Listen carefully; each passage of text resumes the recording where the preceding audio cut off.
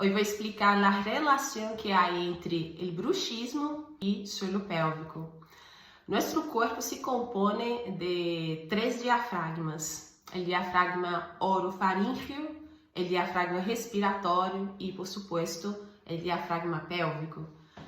Estes 3 diafragmas, já em la fase embrionária, en la 5ª semana de la gestación, tiene su origen en el mismo tipo de tejido, o sea, son prácticamente iguales a nivel anatómico. Se ves uma foto de um diafragma respiratório e de um diafragma pélvico ou orofaríngeo, não vês tanta diferença porque praticamente são o mesmo tipo de estrutura.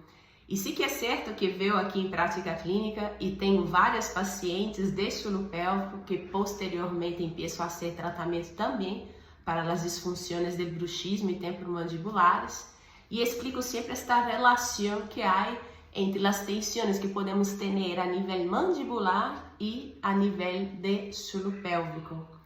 Sabemos perfeitamente que quando há um acúmulo de tensão a nível de temporomandibular, como podeis ver aqui em la articulação de la zona de boca e garganta, esta tensão também ocorre em los outros 2 diafragmas de nosso corpo.